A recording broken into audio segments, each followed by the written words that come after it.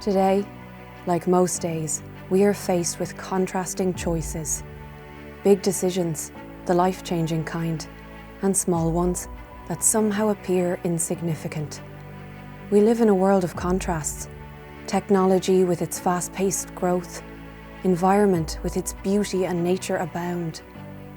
At times, these worlds of contrasts collide, but sometimes they work in harmony. It is only then that the choices we make, large and small, can have a lasting, positive impact. Change, positive change, demands innovation and strategic investment.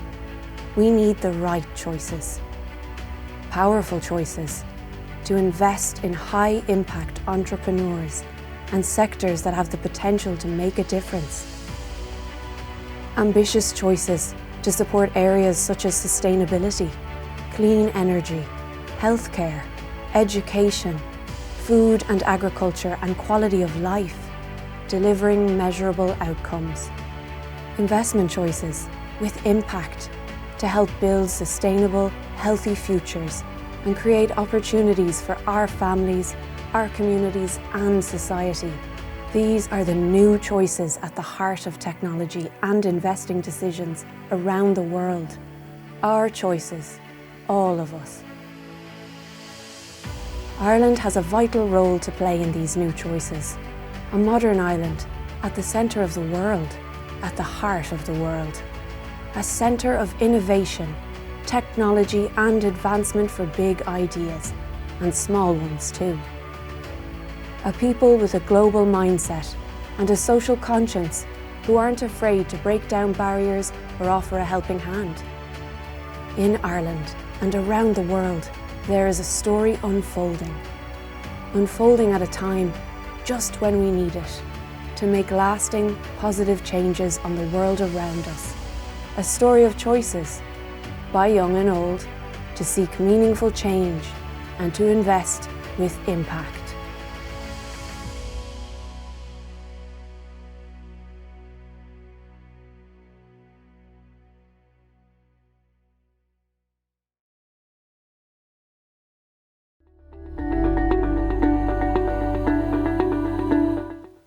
Hello and welcome.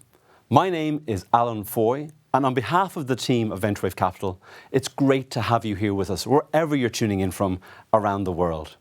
This, I hope, is the first roundtable of many to come on topics affecting each and every one of us as investors in society. Today's topic, impact investing, hype or substance, has gripped many people over the last number of years. Private investors, institutional fund managers, corporations, non-governmental organisations, governments and society at large are increasingly making their investment decisions driven by impact and ESG, or environmental, social and governance-driven principles. For us at VentureWave Capital, we're a technology VC focused on technology for good companies that will make an impact. And we believe that impact is all about intentionality. It's the intention of making positive environmental and social progress alongside financial returns. We believe that they're not mutually exclusive, but in actual fact, mutually reinforcing. One of our key missions also is to promote Ireland as a centre, a leading centre of impact investing around the world. We believe that Ireland's social and cultural and connected links around the world places us in a really important position to further this really key theme in investing. And on that basis, we've actually just come a few moments ago from a meeting of our Global Advisory Council. Some leading members of the Irish diaspora and investor community and entrepreneurs who are really driven by driving impact investing on this island and making sure that Ireland takes its role on the global stage. We're delighted that our first speaker today is our Taoiseach, or Prime Minister here in Ireland, Micheál Martin, TD. We're going to hear now about the Irish government's view and our Taoiseach's view on impact, on innovation, and on the whole area of the innovation ecosystem and impact-driven and ESG-driven principles. So with that, please welcome our Taoiseach, Micheál Martin.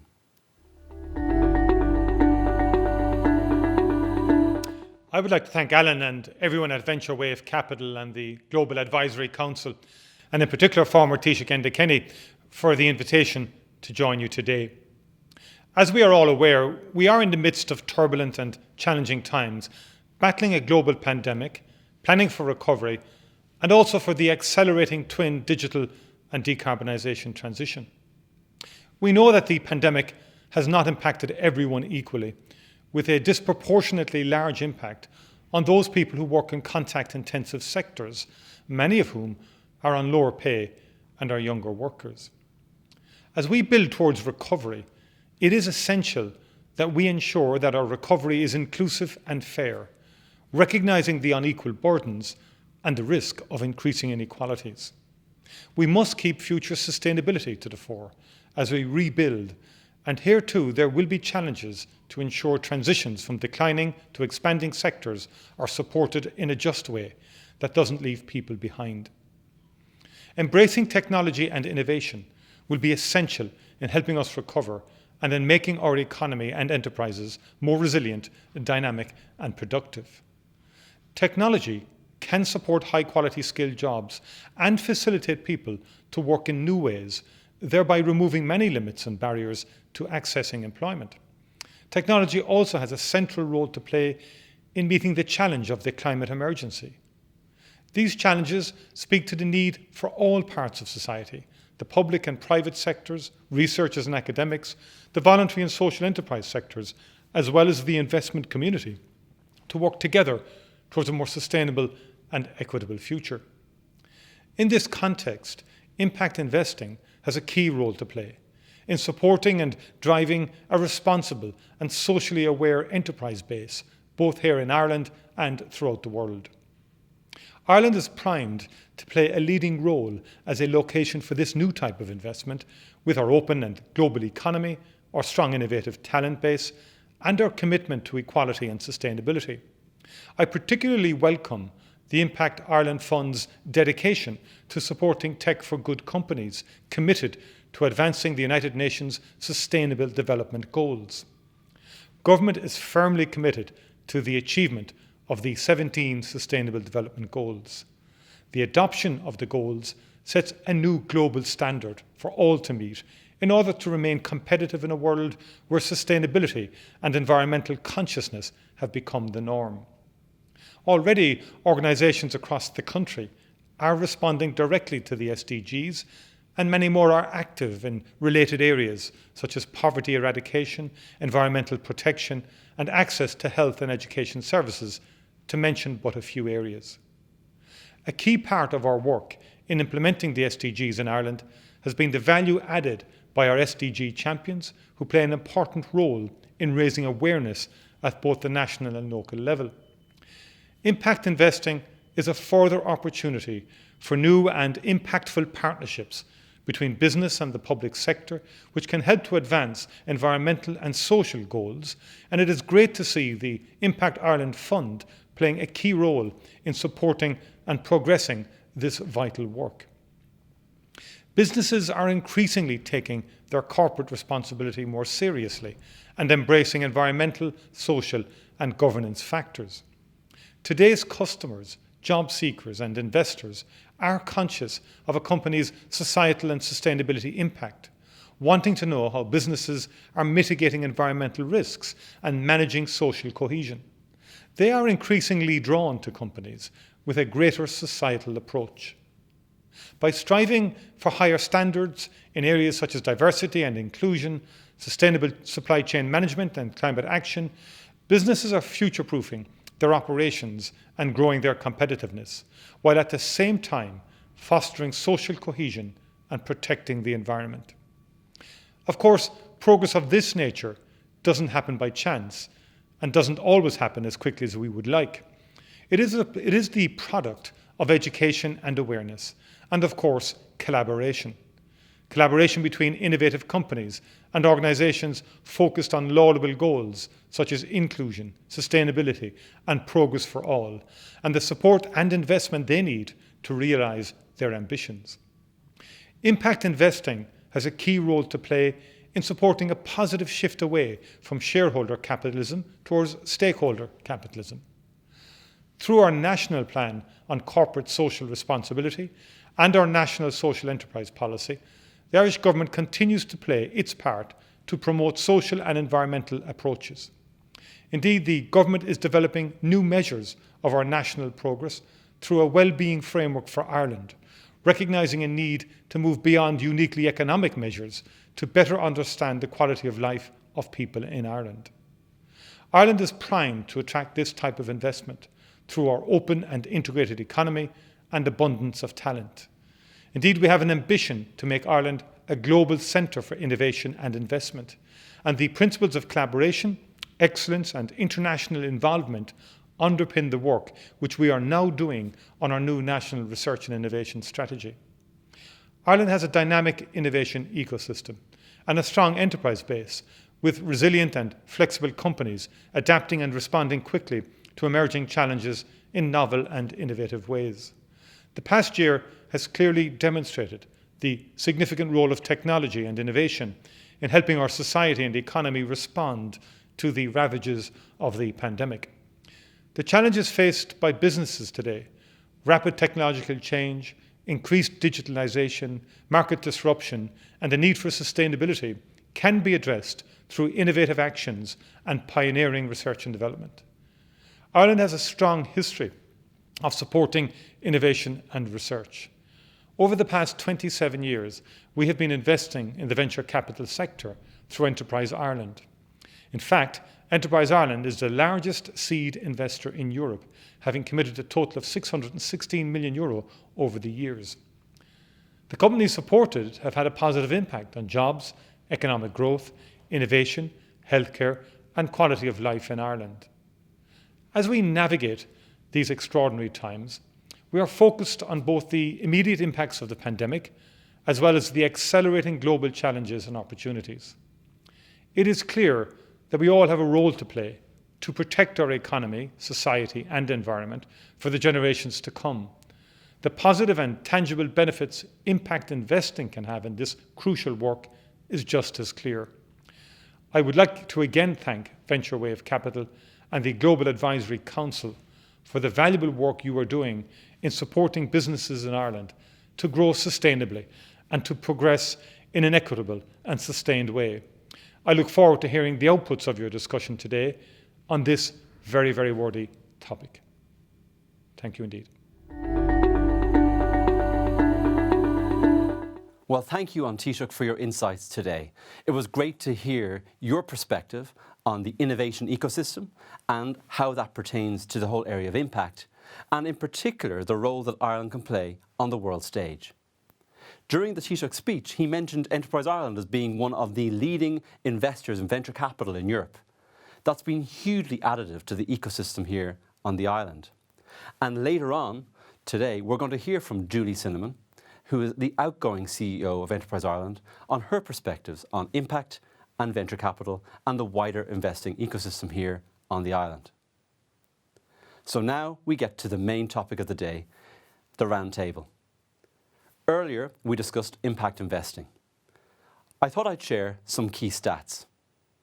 It may be unbelievable to know that about $38 trillion of AUM, or assets under management, have been allocated to ESG-driven investments. And in the last 2 years, against a backdrop of a global pandemic and economic uncertainty, $200 billion has been allocated to impact-driven investing. And this is in the context of where 84% of investors are actually looking for impact-driven investments. So, impact investing, hype or substance? Well, from our perspective, the impact agenda has gone through an evolution. It's gone from SRI, or socially responsible investing, where really it was okay to just not invest in bad things, to actually investing with real impact and real intention and focusing on those measurable positive outputs. The topic today is being debated around a roundtable led by my colleague Kieran McLoughlin. Kieran ran the global philanthropic network called the Ireland Funds, which was a diaspora-driven, high-impact philanthropic body. The panel basically have 4 key members. We have Anne Finucane, who is chairman of Bank of America Europe, which is headquartered here in Ireland, and vice chairman of Bank of America itself. And Anne also chairs the ESG committee within Bank of America. Very recently, Bank of America announced a $1 trillion commitment to investing in sustainable finance-driven activities. It's great to have Anne with us. She's a regular commentator and a real thought leader in the whole area of impact and ESG. On the panel, we're also joined by Edge. Many of you will know him as a rock star in U2, but it may be interesting for you to know he's a very savvy technology investor. He's also involved in the whole area of ESG. He sits on the advisory board of the Environmental Solutions Initiative in MIT, and he's chairman of Endeavour Ireland, which is part of a global network of high-impact entrepreneurs. Our third panelist is Gillian Tett, and Gillian is the editor-at-large of the Financial Times USA. Gillian is a regular commentator and regular panellist on this whole topic of impact and ESG, and we're just delighted to have her with us today. For those of you who read the Financial Times, you may have come across a supplement called Moral Money. Moral Money is the brainchild of Gillian Tett, and I think Gillian will add real balance and real insight to the roundtable today. And last but not least, we have Enda Kenny, former Taoiseach of Ireland and actually chairman of our very own Global Advisory Council that met earlier today. Enda is passionate about the role that Ireland can play on the world stage, and in particular in the whole area of impact investing. Now, I'm going to pass you to my colleague, Kieran McLoughlin, who will manage this debate with gusto. Kieran. Well, Alan, thank you so much. And I must say, with an introduction like that, I can't wait to hear what I have to say. My friends, good morning, good afternoon, good evening. From wherever in the world you're joining us, you're most welcome to this roundtable on impact investing.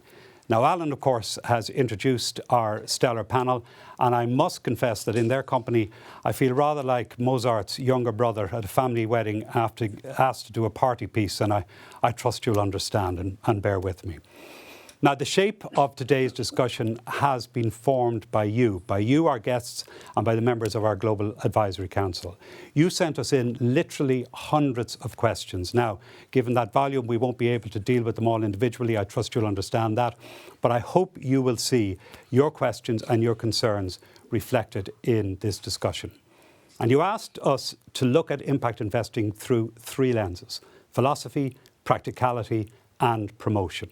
So with that, and with thanks again to our outstanding panel, Anne Finucane, Gillian Tett, Edge, and Enda, let's begin. And I'm going to begin, if I may, with a quote from the 19th century philosopher Sun Tzu, who said that economics without ethics was cruel, but that ethics without economics was fantasy. And arguably, impact investing is a modern iteration of that maxim. You know, it's been defined as money meets meaning, profit meets purpose, or conscientious capitalism. But is it real? Is it authentic? To employ the title of this seminar, is it hype or is it substance? Does conscientious capitalism exist, or is it conscious deceit or conscience salving? Anne Finucane, can I throw that softball question at your good self? Well, thank you. Good to be with you, Kieran, and with all the rest. You know, I think sometimes something that begins as an idea or desire only becomes a movement and a reality if it makes sense to people on a large scale. And that is what sustainability, impact investing, ESG, all those ideas, really one idea, and that is doing the right thing and it working out to be good business. And that sounds prosaic and kind of predictable, but it's turned out to be something new. It's turned out to be a movement that is based on a need to be to help all of those in the world to be less poor, wealth creation, an environment we can all live in, so that our children, grandchildren can flourish. And now we have found a way to put some metrics and economics behind that so that we have that possibility in the future. Great. And Ed, your comments, if I may, you have spoken about us having reached the end of the age of exploitation within capitalism. So maybe you'd expand on that. Yeah, I mean, I think if you look at the history of commerce, it's a story of leverage through control. And that's often ended up being a system of exploitation. But I think what we're looking at now is, sort of as a result of technology and the force of globalization, you're looking at a situation where that's no longer really possible. And you think about how transparency has opened things up. People have the ability to really see what's going on. They have ability to vote with their dollars, with their feet. And I think it's a much healthier place that we're in. And I think as long as capitalism is capable of being reformed, because it's not necessarily a moral system or immoral system. It's amoral, meaning it is malleable, and it can be, I think, reformed. And if that happens, I think the future should be bright. But it's not a given. As I say, capitalism is amoral. So we need regulation. We need the public to keep everyone honest. But I think if we can, things are going to go well. Gillian, as one of the most seasoned observers of this whole movement since it began, and somebody who has called out many of the cynics and those who don't believe and those who've sought to take advantage of the impact investing movement, do you believe it's real? Do you believe it's substantive? Well, the reason why I've been following it is that a couple of years ago, the Financial Times created a platform called Moral Money, which tracks development of the sector. And we called it Moral Money not because we were trying to be religious or gain sort of halo points or anything like that or sound pious, but just because we wanted to invoke the idea of the theory of moral sentiments, which is a book penned by Adam Smith, the great Scottish intellectual thinker, who really is seen as the father of modern capitalism because of his other book, which was The Wealth of Nations, about the power of free market competition.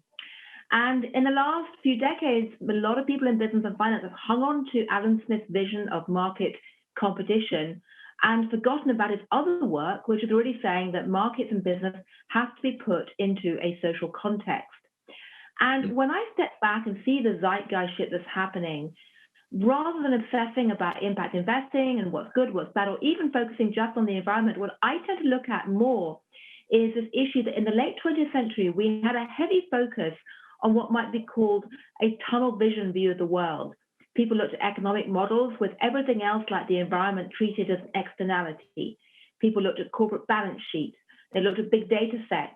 What they didn't do is try and take a lateral vision of the world and see how business and finance sat in the context of the rest of society. And I think really that's what's going on with impact investing. In a sense, all investing has an impact, whether it's good or bad. The difference now is that people are being forced to think about the impact and try and make it a positive impact. So in many ways, impact investing is Adam Smith for slow learners, it could be argued. Now, Enda, well, Adam Smith bringing together both books, that's the key thing. Absolutely. Yeah, the complete Adam Smith. Good indeed. Enda, Gillian talks about lateral thinking. You've run a government. You've been involved in public life for 40 years. What's your view of the reality, the substantive nature of impact investing? Well, the question that you've asked is it a force for positive environmental and social change? And I'm slightly different than your other three guests in this sense that all my adult life was spent in politics, in government, out of government, in opposition, in government. But eventually, having the privilege of heading a government to try to take a country out of a troika situation with an €80 billion bad loan portfolio down on its back. So you learn lots of things about, what governments are about, what they could be about, what they should be about, and what you can actually achieve given the fragilities that are out there in human nature. But to answer the question directly, I actually do believe that in impact investing is a force for environmental change and social good.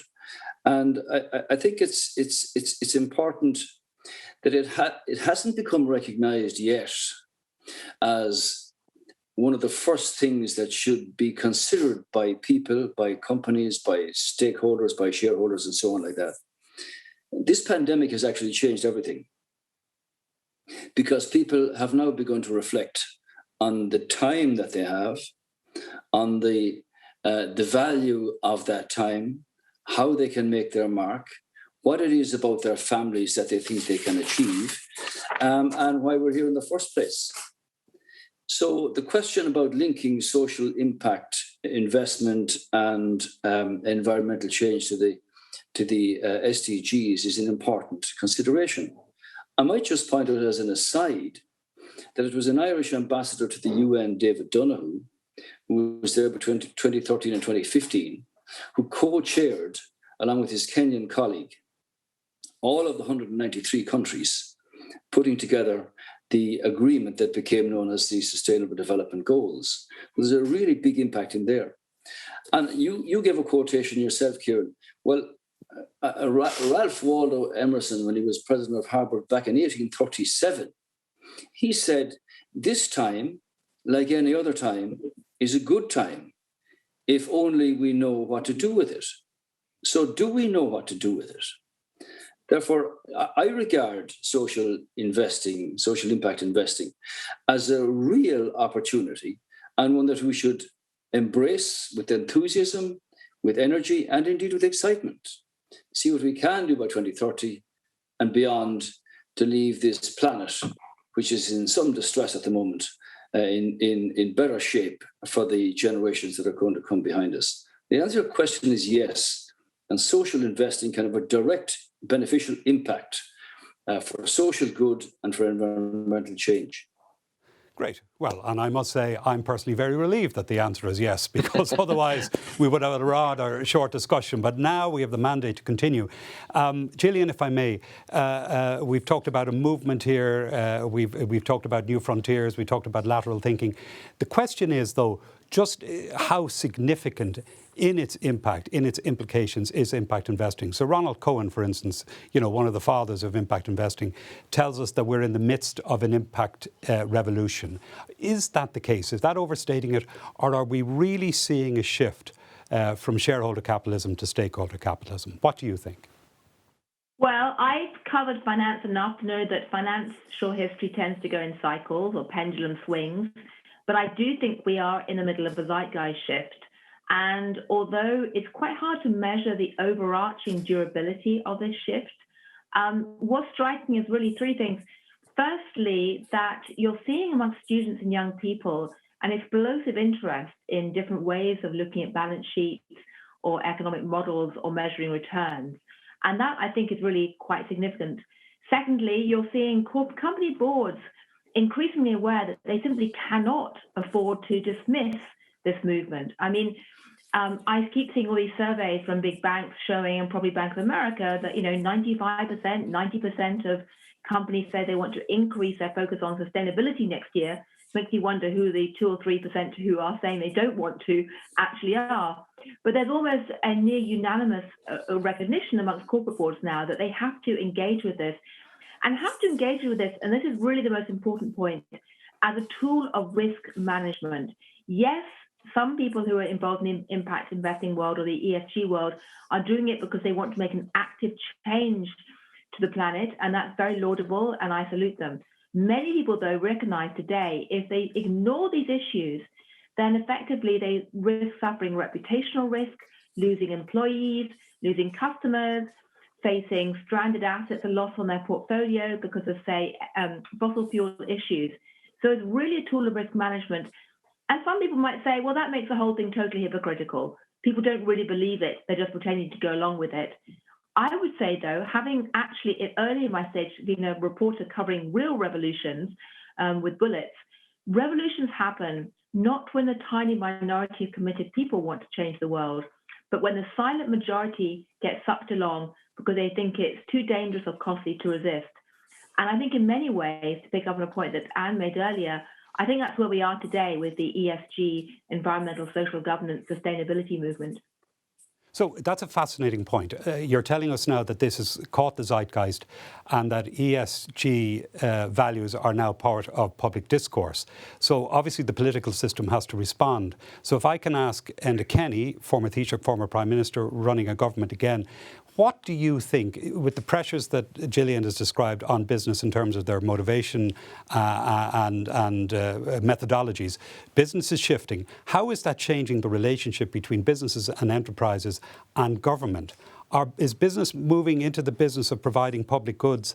And if that's the case, how do we protect those S&G values in terms of the pricing, distribution and access to those public goods? Enda. Well, I think relationships are very important here. Government don't create jobs. They put together the environment in which jobs can flourish. When you go to Europe with your Irish views and a programme for government and specific objectives, you might find a very different scene around the table of 27 now, which was 28. But it's not a case of government trying to put business in its pocket or vice versa, as has often happened. So if it's of, by and for the people in a democracy, and government are serious about implementing the objectives that they set out in their programme, well, from that perspective, it's very simple to say, this is what we want, this is the time we have to do it, and here are the instruments of regulation, of condition, or whatever, that are going to apply here. But politics is always an unpredictable business. For instance, you had 3 elections in Greece a number of years ago based on a populist promise, and that being elected to government, a particular party would be able to wipe out the national debt and have it wiped out by the European Central Bank, which was never going to happen, of course. So the relationship is one, I think, that in a government where you have stability, where business can plan against a horizon of what it wants to do, it's much easier than in a situation where it's either populist or you're held together by a very fragile minority, where people are always susceptible to pressure on this, that, or the other, be it an infrastructure issue or a political issue or whatever. So business wanting to do business in country X or Y is going to look at the stability question, the question of taxation, of equality, of the issues that are in the SDGs there. So is that a good place to invest in? And so in one form or another, when you've had sort of social impact and social impact investing, it's never been mainstream in the way that it should be. And that's an issue that actually is very simple to address from a government perspective by leadership from government. When you have a situation where departments of government are actually measuring and tracking their own value in terms of the SDGs, universities, educational institutions, and so on, that there's a serious analysis going on all the time, and that business being created at home or business being created from abroad by investing into a country, that this should be one of the clarion calls. Which or how many of the 17 SDGs are you able to implement here? So it's not a case, Kieran, of just a radical change in the relationship here. It's one that evolves, because I think Gillian pointed out there is an explosiveness now in an entire young generation that wants to see things being done for this planet in distress, and they will not support companies that don't adhere to that or that don't show that they're serious about implementing it. So the relationship of government is always critical. It has to be hands-off and at the same time understanding. And that understanding has to be that government's got a job to do. It's got to say no on many occasions, but it is one which is supposed to be at least of, by and for the people, which is something that I tried to implement myself when I had that privilege and that opportunity. So, Enda, if I may, it could be argued that the clamour for ESG values, particularly from the millennium generation on back, etc., of which I'm just about a member, is saying to business that you have to compensate for some of the difficulties, the lack of stability and the lack of predictability that is a necessary part of the rough and tumble of public life. So if I can ask Anne Finucane to drill into that just a little more, is there an adequate public-private partnership developed now? I mean, governments are enablers and they are regulators. We see carbon caps, we see MiFID rules on asset managers, we see the EU taxonomy. On the other side of the ledger, we see something like $750 billion for clean tech in the US. In this country alone, for instance, there's going to be a lot of support made available for retrofitting of homes. Is the relationship working to maximise businesses' opportunity to contribute to the social good? Well, I think there's the start of it. If I could just go back for a minute, I think we have to establish that for the business community writ large, a revolution did happen. It happened like 10 or 11 years ago during the economic crisis, where there had to be an examination of behavior that was broad, deep, and lasting. I think to Edge's earlier point, then there is the issue of and the opportunity and the reality of transparency. Everything is discoverable, and so you're living out there in a way that is entirely transparent.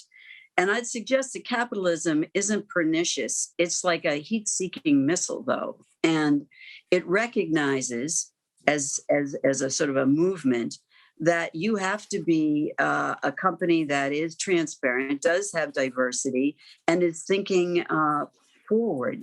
And forward thinking means that you're thinking about climate, etc. Governments know the same thing. I'd say that we're at the early stages of some real complementary behavior. We need standards that are work across governments, though. So the EU has an EU framework on climate, for instance. The US will soon probably have one that's similar, but not the same. China is less transparent, and so I don't think we have a really good view of what they're willing to do. Yet all these governments have said they would commit to net zero. Capitalism knows that's real. And so because it's real, it's an opportunity. And what was seen once as concessionary capital is now seen as an opportunity because you get into the same kinds of things you would do: bonds, financing, mergers and acquisitions, even SPACs are around this impact investing. So what we really need from government is what we get in the US, I think, which is transparency, but some tax incentives. I hope that they do the same in Europe. I hope that we can all become more transparent on this. And I would tell you what 10 years ago was concessionary capital just isn't anymore. We make money at this. Great. Yeah, and on that point, Kieran, if I just may, the European Commission, and from the European funding sources that Anne refers to there is a willingness, I think, to recognise that there should be further incentives for companies that do and are prepared to meet the SDGs and implement them. And that transparency is very important. So with significant resources from Europe, I think you will see a change there. And I think you will see the United States coming from sort of the bottom of the ladder now up at the top, having rejoined the Paris Agreement and all of that. And that leadership in the United States, I think, is going to have an impact around the world. And of course, hey, one last thing, I just, if I could, on investable assets, so professionally invested assets, the big asset management firms. There's probably $110 trillion of investable assets in the world, at least in the Western world. Right now, already, they think 40% of those have ESG qualities. Why? They don't do that for concessionary capital. They do it because the client asks for it. The operating companies where you're investing knows they have to do it. And again, because of transparency, you have to prove it. Transparency is really key, because if you keep proving it, you're going to improve and you're going to see more activity. So, Anne, if I may, let's settle one thing once and for all. The key question, this was going to be the punchline towards the end, but I think you've led us towards the answer. Is there a trade-off between private gain and public benefit? Do impact investors have to take a discount on their IRR? No. I mean, you could, but no. You could do a green bond instead of a municipal bond. They're going to pay out about the same. You can, right now we're financing, I'm a bank, so I represent a bank. The financing we're doing in the green space is not concessionary capital. It once was, but it isn't now. And in fact, I would expect that in the years to come, first of all, it's de rigueur. It's just the way it's going to be. So it's not concessionary, it's part of that continuum. And some people will be very conservative, others are going to take big bets. And I think all of this activity will sort of run along the same lines. It will be in parallel with, or it will be the same as, but it won't be, well, in order to do the right thing, I've got to take a haircut. There will be opportunities and needs with the third world and developing countries. And that is where these ideas of offsets, so there's a whole continuum of, without getting too wonky here, just for companies to become carbon neutral. They do everything they can on a renewable grid, and they buy solar, and they reduce their fossil fuels, but they can't get all the way there, and so they buy an offset. And the offset is cash put against something like forestation. If instead it were put against the needs of a developing world, in a developing country, an emerging market, to help them jumpstart, to skip a generation of brown fuels and go to renewables, that would make a big difference. They might need concessionary capital, but it might be there because the developed world has been putting cash in for these offsets. I know that maybe is too much, but I'm just giving you a sense of these things are real. These are evolved thoughts. Capital markets are there. What you're saying to us, we have reached a point now where one can do well while doing good. There's no conflict between the two. And the other message that's coming through very clearly from everybody is that all that is happening, everything that's being developed now, this partnership that's emerging, is happening in the glare of sunlight. Transparency, transparency, transparency. And that touches upon another point, if I may, which is in the triptych of ESG, the E often crowds out or overshadows the S and the G. And there's just as much need and opportunity for investment in social and governance solutions as there are in environmental solutions, gender equality, racial equality, telemedicine, mental health, education, etc., etc. And so much of that will be enabled by technology, which by definition is sustainable, scalable and accessible. Ed, you are a seasoned technology investor, my friend, on a worldwide basis with a focus on Ireland. God bless you. Tell us, how do you think technology will drive the impact agenda?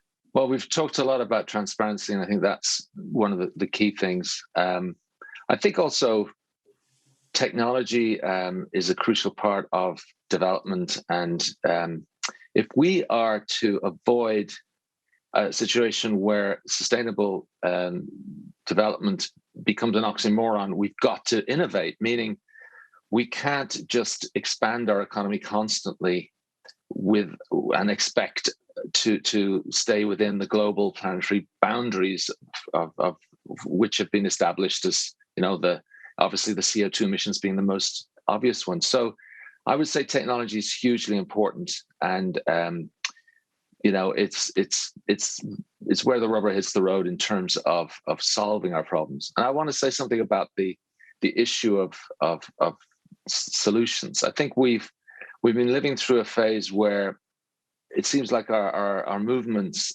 for change, or activism, is very good at pointing out the problems, but not really so good at connecting the dots to what the solutions are. And I think what we really need to do, and I think it's an area for the government, but it's also business, and it's probably the arts, is to fill the void of storytelling. The narrative has to stop being just about the negative stuff, has to be about what we can do to solve these problems. And what the other aspect of that that's been, I think, unfortunate is the sort of shaming culture and the sort of finger pointing of the movement.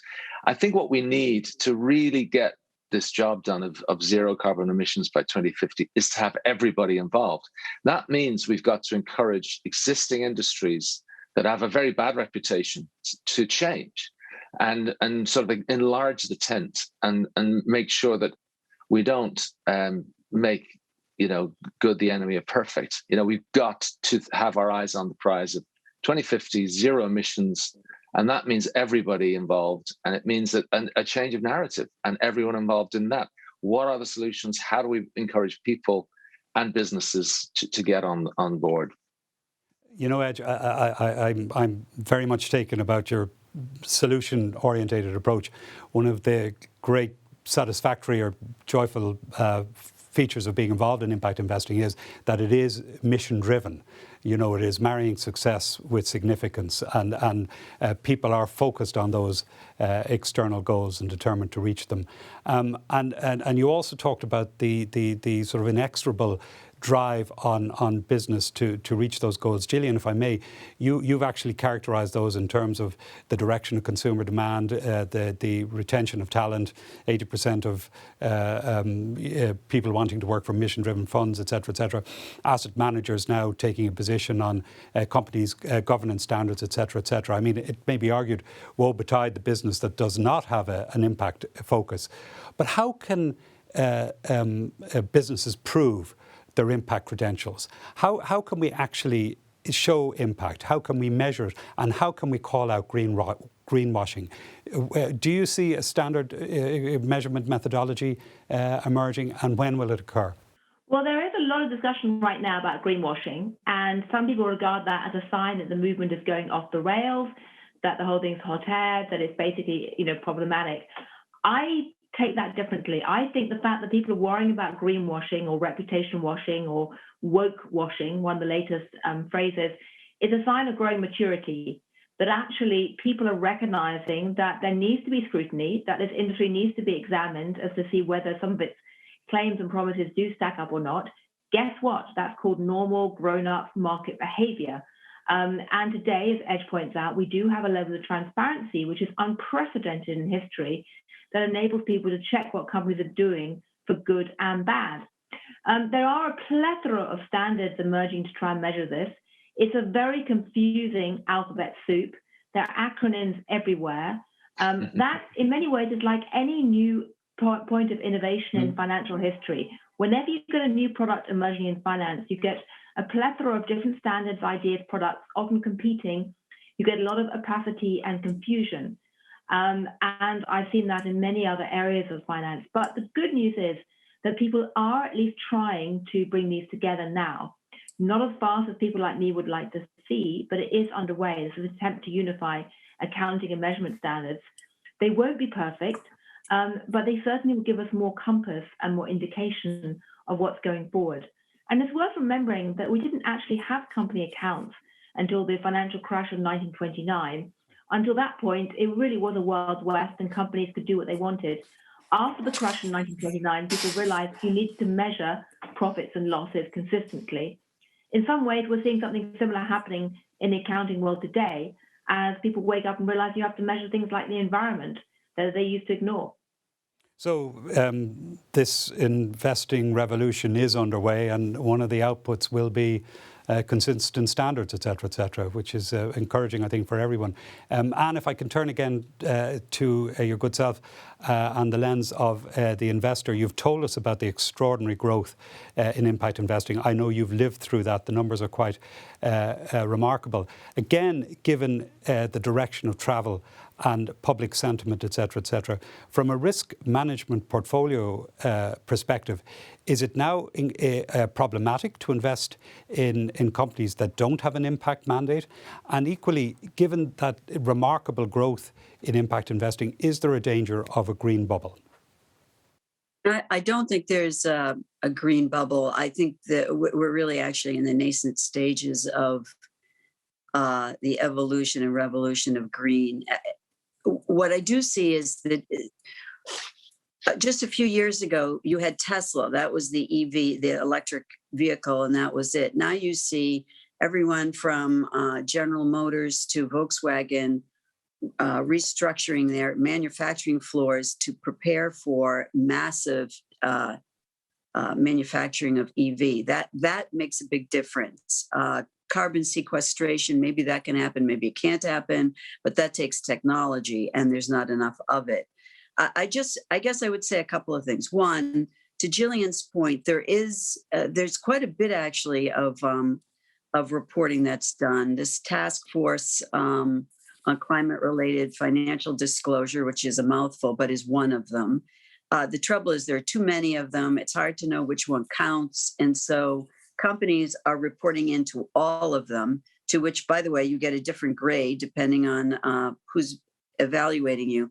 The EU framework's going to help because that's a government one. And I think it's 27 countries. And I think as a result, the US will sort of catch that and try to do something with it. So you may have at least one continuum of a way to do the metrics. You are at really early stages of this financing. So I don't see that as being a bubble. I think that we are at the early stages. And I'll just give one data point of our own, and not to be a self-promoter, but we always thought we would do thing in terms of related financing. A few years ago, we made a commitment of $300 billion. In 2018, I thought that between the years 2020 and 2030, we would do $300 billion worth of financing. In 2020, a bad year by any measure, we did almost $60 billion. And we went back out to all our business lines, and we are now projecting that over the next 10 years, we'll do at least $1 trillion of climate financed activity. This is business. And if we're thinking that, if our CEO is thinking that, then other companies are thinking of that, because we're not the United Nations. We are a capitalist company. We are focused on good shareholder return and being a good stakeholder. And we actually have to do all of those things at once now. $1 trillion, folks. Remember where you heard it first. And thank you very much indeed. Undoubtedly, it is real. That's for sure. And in fact, let's just take stock of what I think we have as a panel have agreed. First of all, it is real. B, it is very significant in terms of our socioeconomic paradigm. It's responding to consumer demand, investor demand, regulator demand, etc. And it will have huge implications for how businesses are run, and will create a whole new facet of opportunity, particularly those that are technology enabled. But again, back to a point that Enda has made. If that is the case, why is it not better known? Why is impact investing a term that's alien to most people? What can we do? Moral money, Gillian, is playing a huge role in this. And in fact, you might tell us the history of that in response to this question in a moment. What can we do to popularize impact investing and the opportunity it presents for capitalism to contribute to the public good? Enda, your views? Well, it's been around for a while, but not in the way that you would like it to be now. So was the information about the hole in the ozone layer. So was the whole question of climate change and climate justice. It takes a while for these things to catch on and to be sort of imbued in the public mind. But I agree with everybody who has said, look, the future here, while it's challenging, is enormously exciting. This is a real opportunity to make a massive shift in terms of looking after the planet, and at the same time dealing with social benefits and social inclusion. Now, in this small country here, we've had lots of evidence over the last 20 years and longer of companies setting up and being very much associated with the growth in social community, leadership in communities, and so on. Now, I think from my experiences over the years, here's an opportunity for government, any government, if they're really interested, to say we're starting from the top here.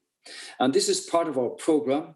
Every Department of State, every NGO, every agency of government, every local authority, every educational institution will now have to track their progress against the SDGs to see that this thing actually becomes reality. And that's all possible. And in the same way as people began to recognize, oh, there is a hole in the ozone layer, let's do something about the CFCs and deal with this, there is an issue here that you can have good capital investment, you can have private enterprise supply public services for the state, because the state has so much to get involved in any event. And this is a perfectly transparent, authentic relationship between state and suppliers of services in the public good. For instance, communications that the Edge knows all about will enable people to do their work from anywhere on this planet. In the next couple of years, you're going to have practically every square inch of planet Earth being observed all the time by satellite and whatever else. So the future out there is so incredibly exciting and so different that it holds that potential to make a shift for social impact investment for the good. Where do we want to be in 30 years' time? Well, I won't be around, but I hope that if everybody is able to make a mark towards an objective, and the first one is the SDGs by 2030, eliminate world poverty, world hunger. These things are possible, and technology is making a real impact here. Now, Anne runs a big bank. If we didn't have the stress tests arising from the last financial crisis, many of our banks now would be in serious difficulty. In the pandemic, all the supercomputers were plugged in around the world to get a vaccine to deal with this virus. You have a lot of experiments going on now about taking carbon dioxide from ambient air. There are so many other ways besides sequestration from forestry that things can be impacted upon in this way. So as one would say, why isn't it better known? It's because it's never had the force of leadership and the force of making it a part of everyday life, from a single citizen to a big company and all in between have the opportunity to make their mark.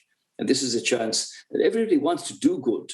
The vast majority of governments are focused on improving their lot for their countries. And in there is a wealth of opportunity, given the remit that's transient in a lot of cases. There's a real opportunity for people to make a big difference.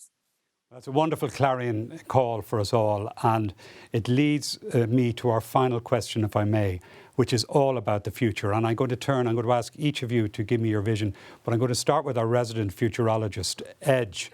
2030, the projected date for the attainment of the SDGs. Anne will have spent $1 trillion.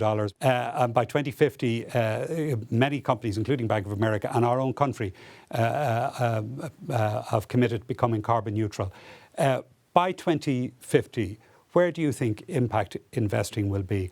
And will Sir Ronald Cohen's revolution have been completed? Well, I'm an eternal optimist, so I think the trends are all heading in the right direction. The one thing that we, as normal people, voters, have to do, though, is we have to empower our politicians to think long term, and that's a flaw of democracy.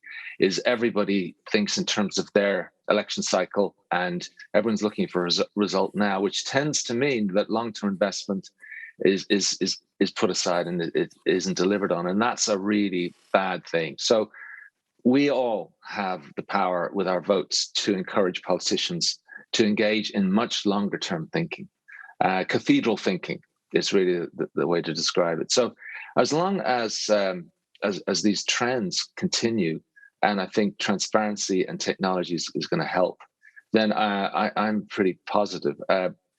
It's not, unfortunately, a slam dunk. I think we've got to be very light on our feet. We've got to be prepared to rethink certain things. When I think about the energy needs, clearly electricity is the future as we transition out of fossil fuels.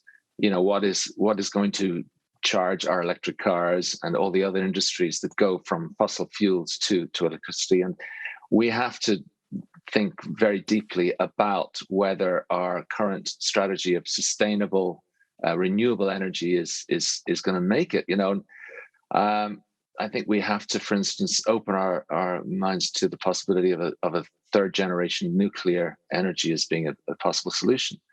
Because if you do the math, the amount of impact on our land in terms of photocells and windmills, it's such a huge amount of of ground that you have to dedicate to these renewable sources. Is it really practical? So I think we got to be innovative, and technology can certainly help us get there. And I think if we all pull together, that's why the narrative is so important of storytelling and bringing people on board and really changing the culture. Redefining what it is to win. It used to be that he with the most money in the bank account at the end of the game was the winner. But if that's the measure of winning, and yet the last man standing is standing on a pile of ashes, that's not going to work. So it's a cultural change, the narrative change as much as anything. Yeah, very good. Gillian, your vision for the future.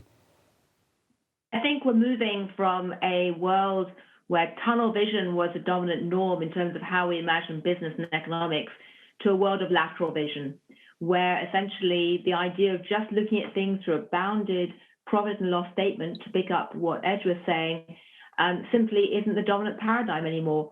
And in many ways, I think that eventually ESG will be a bit like the tech sector, because when we first started talking about tech 20, 30 years ago, it was treated as something that sat in a silo. You had a tech department where only techies worried about tech, and it was separate from the rest of life. Now, of course, tech is everywhere. No corporate leader or investor can basically ignore tech. And I suspect that's where we're heading with impact investing, ESG, sustainability in the future. Great. Gillian, thank you. Enda, you agree? I do. There are 4 fundamental requirements that everybody has, every human being has here: air, water, light, and nourishment. We're heading for 8 billion people on the planet. Food security is going to be an incredibly important issue. And yet, given the resources that are now available to mankind, these things are all achievable. Now, we've only one other country in the world, well, maybe 2, that have a similar profile to us in terms of where we are in meeting our requirements, and that's Uruguay and New Zealand, because of our grass-based system. To meet our targets by 2030 is going to take some really difficult decisions. We've failed in all our targets up until now, but by 2030, I expect this country, small country, will be really serious about doing the very best that we can to achieve our targets, if not by 2030, then by 2050. Certainly, China are setting out to meet theirs by 2060. And the scale and the phenomenon of what they're trying to do and what they will do is incredible. And that's why it's important that the United States come back up the ladder of leadership and respect around the world, and the European Union of 27, with vast resources and enormous potential, can make 2030 to be a better place to live for the increasing population that we're going to have here. Well, the 4 basics of air, water, light and nourishment are critical for the continued existence of our common humanity. We can play our part, and we will play our part in that, I'm quite sure. Great.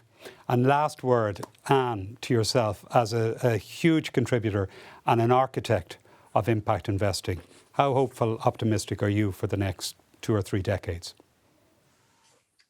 I'm very optimistic. I'm realistic, but I'm optimistic. I take the point that Edge made earlier about politicians, and I'd apply it to business too. We need to be long-term thinkers. On the one hand, on the other hand, we need to be present, and business knows how to implement a good idea. I think that we need more diversity in a room so we can hear more good ideas. And I think that we need to have humility. The business community has learned humility. It needs to apply humility, because I think that is a way to go back to points made by many of you.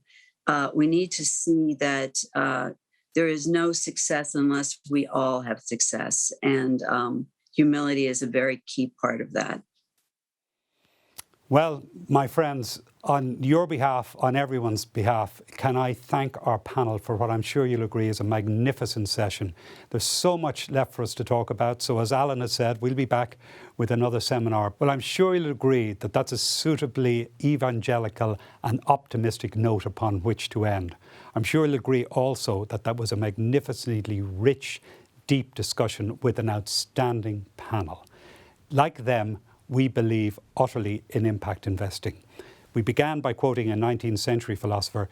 Let's end by quoting an absolute up-to-the-minute philosopher, artist and investor, Bono, who said, as Edge averted to, that capitalism is not immoral, it's amoral. It needs guidance.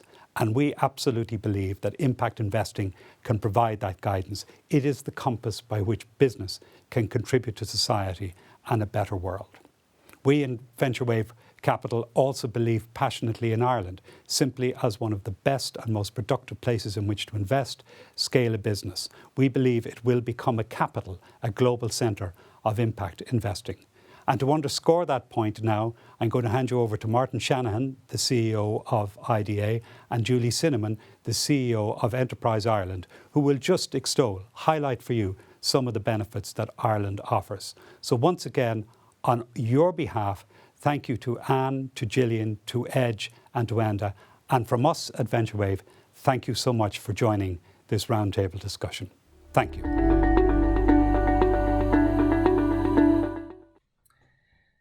Hello, I am delighted to be joining you today, and I want to begin by thanking Alan Foy and Kieran McLoughlin for the invitation and to congratulate VentureWave for organising this event.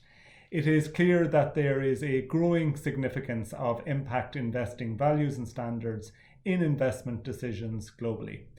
The high calibre of speakers and attendees today is testament to how important it is and the level of interest that there is in it.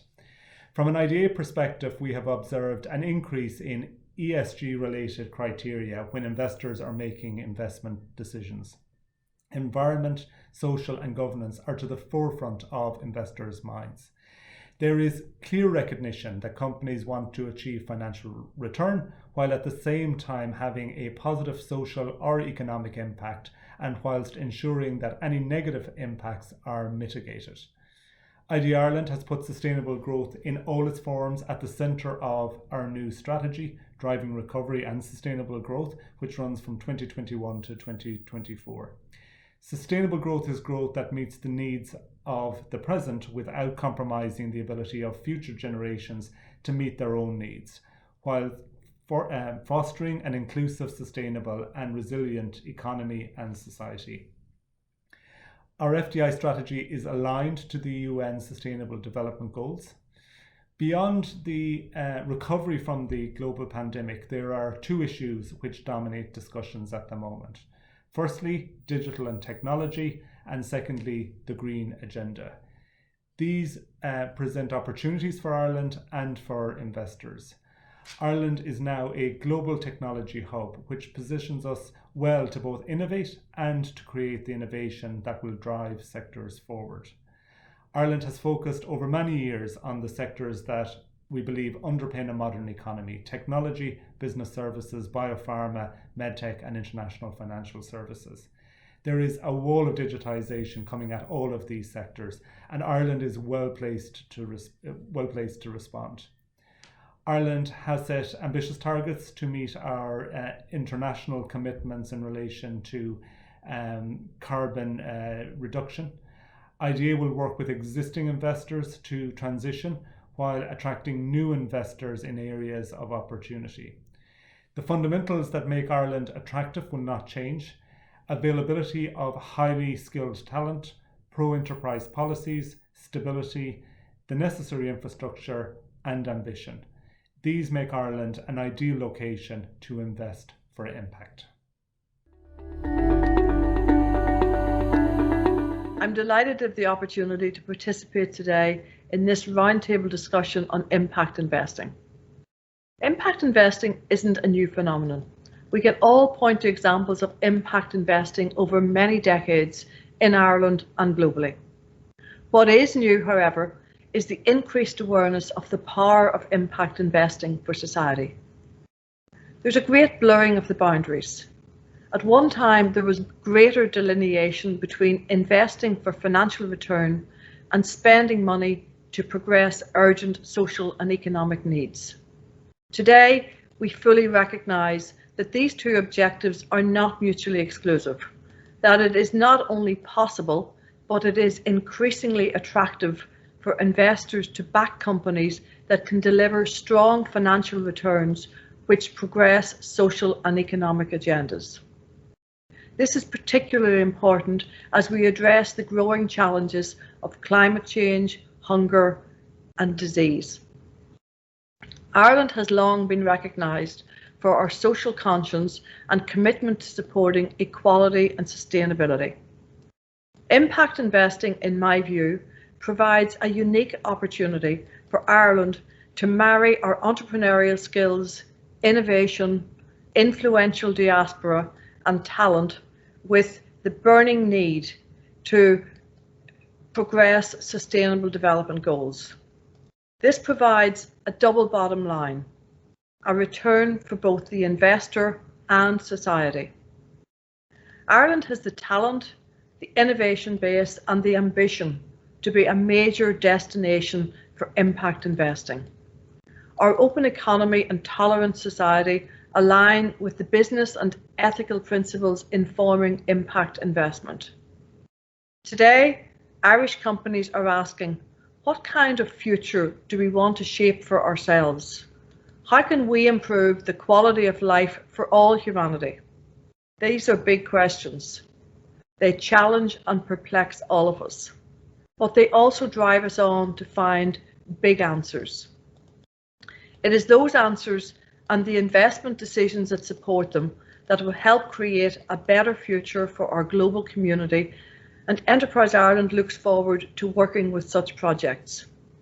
Today's roundtable provides a great opportunity to address these big questions and is really welcome development. I'd like to wish you good luck with the deliberations and look forward to the output. Thank you. Well, I'd like to thank Martin Shanahan and Julie Sinnamon for their contributions. It's great to hear from both of them on the perspectives of both IDA and Enterprise Ireland, hugely important institutions as part of the Irish ecosystem that our Taoiseach referenced earlier. I'd also like to congratulate Julie Sinnamon, who's actually retiring as CEO of Enterprise Ireland.